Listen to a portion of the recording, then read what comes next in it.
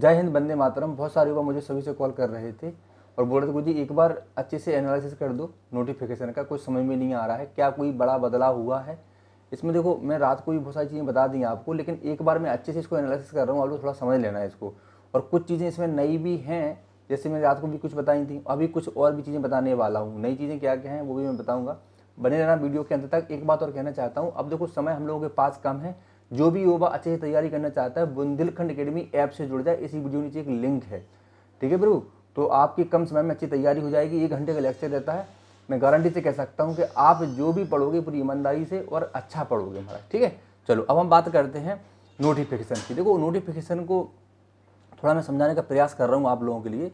जैसे आयु सीमा की अगर हम लोग बात करें महाराज, तो इसमें साफ साफ लिखा हुआ है उम्मीदवार की आयु 1 अक्टूबर 2025 से 34 वर्ष होना चाहिए, यानी कि 1 अक्टूबर 1991 से 1 अक्टूबर 2000 के बीच में उसकी जो एज है वो पूर्ण होना चाहिए, यानी कि 25 वर्ष होना चाहिए। अब अगर आपकी जो डेट ऑफ बर्थ है अगर इसी बीच में बैठ रही है हमारा, तो आप योग को फॉर्म डाल सकते हो। इसमें दूसरा ऑप्शन महाराज इन्होंने इसमें बहुत अच्छा दिया है इस बार कि सेवारत उम्मीदवार इन सर्विस कैंडिडेट, यानी कि अगर सेवारत में हो तो आपको आयु मापदंड यानी कि क्या करना पड़ेगा, उल्लेखित तो समान आयु मानदंड लागू होगा, यानी कि आपको किसी प्रकार की इसमें छूट नहीं दी जाएगी। अगर आप पहले से जीडी में हो, सिपाही हो, तो आपको छूट नहीं दी जाएगी। इसके बाद इन्होंने फिर कुछ नोट्स लिखे हैं कि जब आप भर्ती देखने जाओगे तो उस समय आपको जन्म प्रमाण पत्र की 10वीं की कक्षा की मार्कशीट वहाँ पर दिखानी पड़ेगी, ठीक है। चलो तो ये बात हो गई हमारा डेट ऑफ बर्थ से लेकर। अब हम बात करते हैं शैक्षिक योग्यता। देखो शैक्षिक योग्यता में कई प्रकार की भ्रांतियां हैं, लेकिन इसमें साफ साफ एक चीज़ लिखी है, ध्यान रखना, अब कन्फ्यूज मत होना हमारा आप लोग। क्या क्या लिखा हुआ है, देखो इसमें लिखा हुआ है कि जो हिंदू पंडित हैं, जैसे हम लोग आरटी पंडित इसमें शब्द दिया गया है, और गोरखा हैं, है ना, गोरखा रेजिमेंट वालों के लिए इसमें दिया हुआ है कि अगर आप किसी भी यूजीसी मान्यता प्राप्त विश्वविद्यालय से संस्कृत में शास्त्रीय आचार्य की डिग्री अगर आपने करी है तो आप योग्य हो सकते हैं। लेकिन कंडीशन क्या है, लेकिन कंडीशन ये है कि भाई शास्त्रीय आचार करिए, लेकिन उसमें कर्मकांड का मुख्य विषय होना चाहिए। जैसे मान लो आपने वास्तुशास्त्र किया, ज्योतिष किया, और अगर आपने उसमें साहित्य से किया, व्याकरण से किया, उसमें कर्मकांड के विषय नहीं है तो आपको वो नहीं लेंगे। लेकिन लेंगे कब लेंगे, जब आपके पास 1 वर्ष का डिप्लोमा होगा। तो ये सपोर्टिंग चीज़ है महाराज, है ना। जैसे लोग एक कोर्स सब्जेक्ट बोल रहे हैं ना, कोर्स सब्जेक्ट मतलब होता है कि मुख्य विषय, ठीक है। अगर मुख्य विषय नहीं है तो 1 वर्ष का जो डिप्लोमा है वो इसमें चल जाएगा, ठीक है। अब समझ में आ गई आप लोगों के लिए, रात को समझ में नहीं आ रही होगी महाराज। अब हम बात करते हैं जो ग्रंथी हमारे भाई हैं, जो सिख भाई हैं हमारे, यूजीसी मान्यता प्राप्त विश्वविद्यालय से किसी भी विषय में स्नातक अगर आपने किया है, और लेकिन किया तो है, लेकिन कौन से विषय से किया, अगर आपने पंजाबी में ज्ञानी की स्नातक करी है, यानी कि इस योग्यता से अगर आपने पढ़ाई करी है, तो हमारे जितने भी सिख भाई हैं वो पंजाबी में जो ज्ञानी अगर आपने योग्यता हासिल करी है तो आप अप्लाई कर सकते, लेकिन स्नातक होना बहुत आवश्यक है, ठीक है। चलो अब हम बात करते हैं मौलवियों के लिए। तो जो मुस्लिम उम्मीदवार हैं इनके लिए क्या है कि यूजीसी मान्यता प्राप्त विद्यालय में किसी भी विषय में आपने स्नातक करी हो, किसी भी विषय, आप हिंदी से हो, आपने मान लो बीए किया हो, नॉर्मल बीए किया हो, लेकिन उम्मीदवार को अरबी में आलिम या उर्दू में अदीब ए माहिर, उर्दू माहिर होना चाहिए। जैसे हिंदू पंडितों के लिए यानी कि जो हमारा एक धार्मिक विषय है शास्त्री, ऐसे ही इनके लिए आलिम या उर्दू में अदीब ए माहिर, उर्दू माहिर होना चाहिए। समझ में आ गया आप लोगों के लिए। अब कई बंदे मुझे कॉल कर रहे थे जो मौलवी थे कि गुरुजी हमने वो किया है स्नातक, तो हम क्या कर सकते हैं, हमें अप्लाई कर सकते हैं। तो आप ये देखो कि हमारे अरबी में आलिम या उर्दू में अदीब ए माहिर है यार, फिर आपके पास उर्दू माहिर होना चाहिए। अगर उर्दू माहिर भी है तब भी आपको चल जाएगा। चलो अब हम बात करते हैं जो पादरी हैं, ईसाई हैं, इनके लिए हमारा साफ साफ लिखा हुआ है यूजीसी से मान्यता प्राप्त विश्वविद्यालय में किसी भी विषय में स्नातक अगर आप हैं तो आप अप्लाई कर सकते हो। लेकिन इसके अतिरिक्त उम्मीदवार को उचित धार्मिक प्राधिकरण द्वारा जो पुरोहिताई है, अगर आप कर्मकांड कराते हो पादरी में, तो उसका प्रमाण पत्र होना बहुत आवश्यक है, वो जरूर कर देना महाराज। अब आप बोलोगे हमारी तो कोई यूनिवर्सिटी इतनी भयंकर है नहीं भारत में, तो क्या कर सकते हैं। तो अगर आपका कोई भी चर्च है, गिरजाघर है, और वहाँ पर अगर संस्थान है, तो वहाँ से आप चाहो तो सर्टिफिकेट ले सकते हो, वो अगर प्रमाणित करके दे देंगे तब भी मुझे लगता है आपका चल जाएगा, ठीक है ना। अब हम बात करते हैं बौद्ध की। जो बौद्ध उम्मीदवार हैं यूजीसी मान्यता प्राप्त विश्वविद्यालय में किसी भी विषय में स्नातक हो, लेकिन उचित प्राधिकरण द्वारा मौक बौद्ध पुजारी के रूप में नियुक्ति प्राप्त होनी चाहिए। अगर आप कहीं भी हो, किसी भी धार्मिक स्थल पे अगर आप कार्य कर रहे हो, तो वहाँ पर आपके पास क्या होना चाहिए, पुजारी के रूप में नियुक्ति होना चाहिए और उसका प्रमाणीकरण भी होना चाहिए। ठीक है, आपके जो धर्मगुरु हैं वो उसको कर सकते हैं।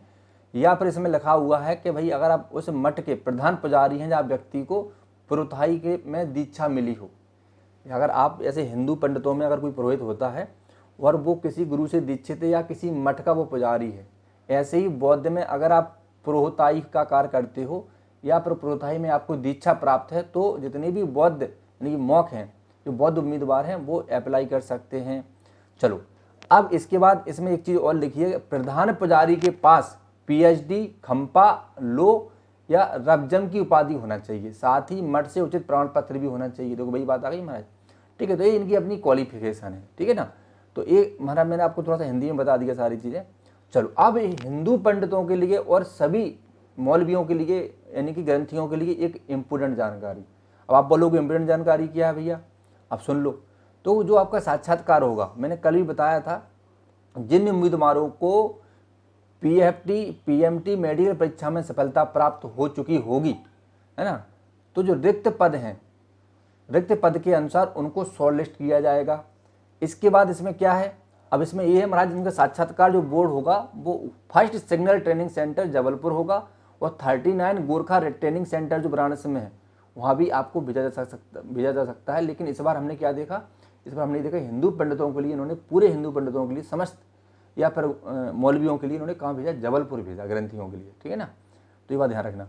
अच्छा, ग्रंथी पद जो ग्रंथी के लिए अप्लाई करेंगे, उनका इसमें साफ साफ लिखा हुआ है कि उनको अपना कीर्तन प्रस्तुत करने की उनके अंदर क्षमता होना चाहिए। ठीक है, और साक्षात्कार बोर्ड द्वारा उसको मूल्यांकित होना चाहिए। यानी कि आप जब इंटरव्यू देने जाओगे तो आपको अच्छे से कीर्तन आना चाहिए महाराज, इसका विशेष ध्यान रखना।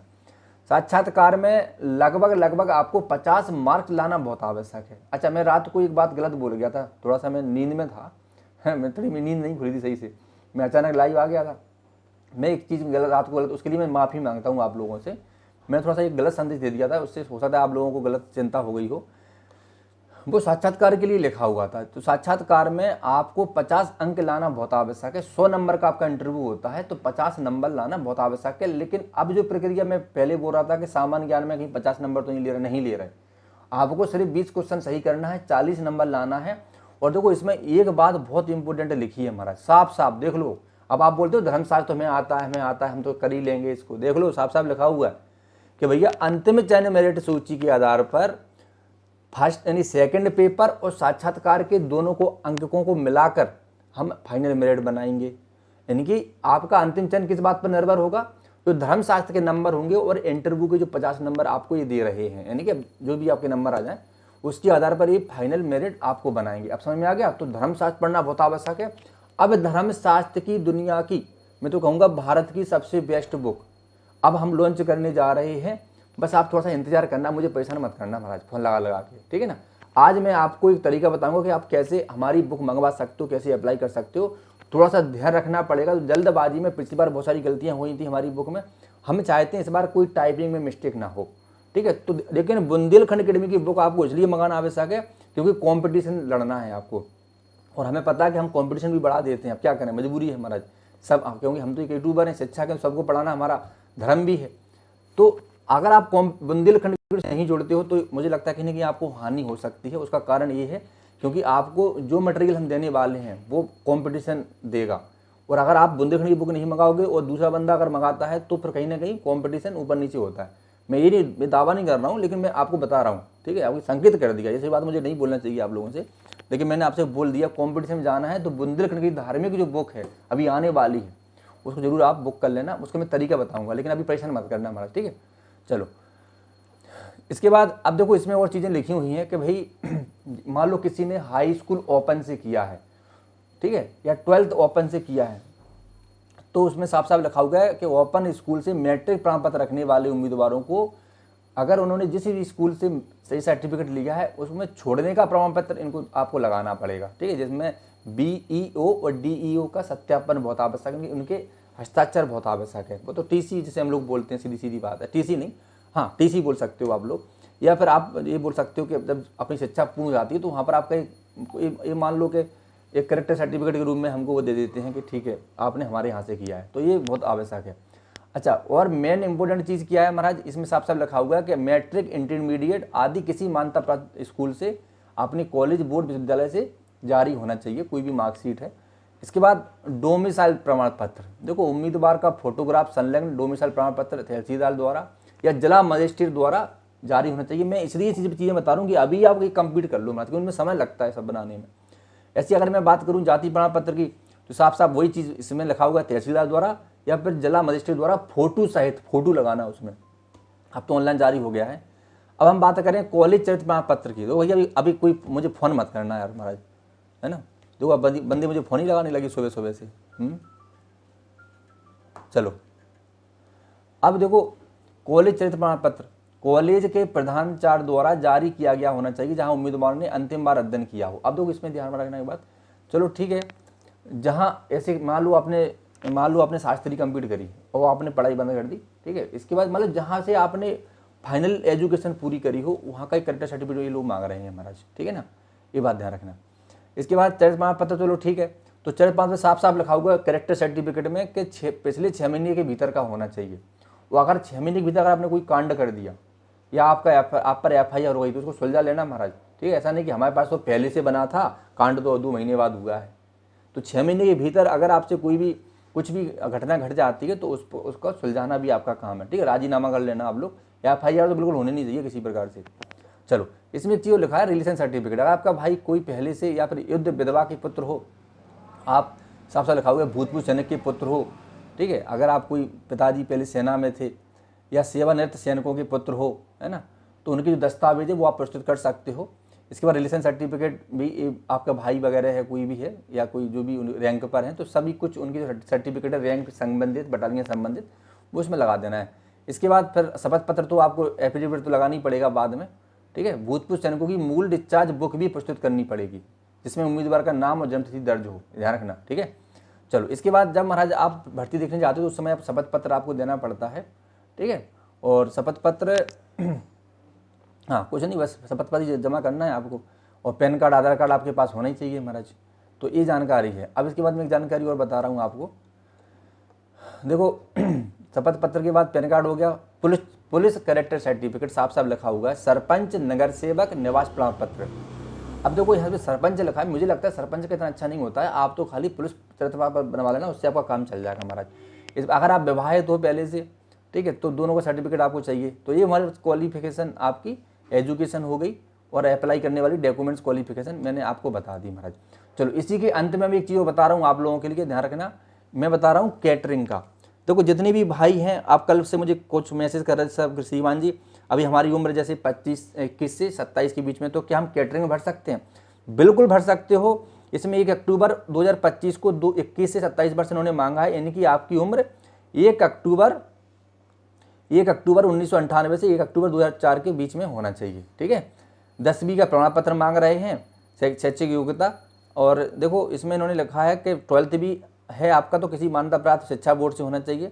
आपको हिंदी और अंग्रेजी का ज्ञान बहुत आवश्यक है महाराज, यानी कि कार्य संबंधी ज्ञान। अगर वो काम कराएंगे तो आप इंग्लिश में भी कर लो और हिंदी में भी कर लो। इसके बाद इन्होंने डिप्लोमा 1 वर्ष का मांगा है, न्यूनतम 1 वर्ष से अधिक का कोर्स इन्होंने मांगा है। अच्छा किस में मांगा है? आपने कुक में किया हो, होटल मैनेजमेंट में किया हो, कैटरिंग में या टेक्नोलॉजी में, किस में भी किया हो तो आप अप्लाई कर सकते हो, ठीक है प्रभु। इसके बाद बस यही चीज़ें हैं महाराज कैटरिंग में आप, लेकिन इसमें डिप्लोमा बहुत आवश्यक है। और कई बंदे तो क्या डिप्लोमा बनवा लेते इधर से, तो भैया वो देख लेना, मैं तो उसमें नहीं कर सकता, ठीक है, वो शायद नहीं चलेगा, क्योंकि इसमें साफ साफ रखा हुआ किसी विद्यालय से हमको, संस्थान से, मान्यता प्राप्त से हमको चाहिए। तो ये थी क्वालिफिकेशन आपकी RTGC की, जो मैं आप लोगों को बता रहा था। अब देख लो महत्वपूर्ण जो चर्चा मैं करने वाला हूँ, मुझे पता है आप फार्म भर दोगे, मेहनत करके डॉक्यूमेंट बना लोगे, सब कुछ कर लोगे। अब ऐसे भाई जिनके पास डिप्लोमा नहीं है वो मुझसे पूछ रहे हैं क्या हम अप्लाई कर सकते हैं? बिल्कुल कर सकते हो भाई, बिल्कुल कर सकते हो। अगर अभी कोई डिप्लोमा नहीं है तो कोई दिक्कत नहीं है हमारा, बाद में जमा कर देना आप, ठीक है, फिजिकल के टाइम पे। अब ऐसे बंदे जिनके एग्जाम जुलाई अगस्त में होना है, जून में होना है, चिंता नहीं करना है, यूपी के हैं तब तक तो लगभग सर्टिफिकेट आपका आ ही जाता है, ठीक है। लेकिन जो बंदे हरियाणा से हैं और यहाँ से, कहाँ से दिल्ली से, इनकी भर्ती बहुत जल्दी होती है, ठीक है महाराज। चलो फाइनली यही बात कहना चाहूँगा, बुंदेलखंड एकेडमी से जो भी सहयोग होगा हम पूरा देने का प्रयास करेंगे। बुंदेलखंड अकेडमी की बुक इस बार हमने बहुत सोच समझ के बनाई है धर्मशास्त्र की, क्योंकि इससे मेरिट बनती है महाराज। तो सामान्य ज्ञान का वैसे देखा है तो कोई सिलेबस नहीं होता है महाराज, लेकिन तब भी हम एक सिलेबस देने का प्रयास करेंगे। पहले हम आपको धर्मशास्त्र की बुक पकड़ा रहे हैं। सामान्य ज्ञान की मैं एक बात और बता देना चाहता हूँ आप लोगों के लिए, देखो किसी के चक्कर में मत पड़ना। अभी आप अगर आपने पहले ल्यूसेंट पढ़ी है, ठीक है, सामान्य ज्ञान वाले बंदे, और करंट अफेयर्स की जो महीने की प्रत्युत्तर दर्पण आती रहती है उसको आप लोग पढ़ते रहना। जो प्रतिदिन पेपर आता है उसको थोड़ा सा पढ़ते रहना। आपने अगर थोड़ी बहुत भी तैयारी अगर पहले से करी है सामान्य ज्ञान की, और फिर बकाया हम नोट्स दे ही देंगे आपको, हम पढ़ा ही रहे हैं क्लास में, बस इतने में काम हो जाएगा। लेकिन आपने बिल्कुल भी सामान्य ज्ञान नहीं पढ़ा तो महाराज आपको फिर अटूट मेहनत करने की आवश्यकता पड़ेगी हमारे साथ, और स्वयं एकल होकर भी पढ़ाई करनी पड़ेगी। ठीक है प्रभु, ये वीडियो आपको कैसा लगा कमेंट जरूर करना। जो भी बंदा क्लास लेना चाहता है वो हमारे ऐप की लिंक हमारे डिस्क्रिप्शन में दी है, उससे वो जुड़ जाए। जो भी जानकारी होगी आप मुझे व्हाट्सएप पर लिख के देना, कॉल कम करना, व्हाट्सएप ज़्यादा करना, तो मुझे लगता है कि आपको जवाब ज़्यादा मिल सकता है। जय हिंद, वंदे मातरम।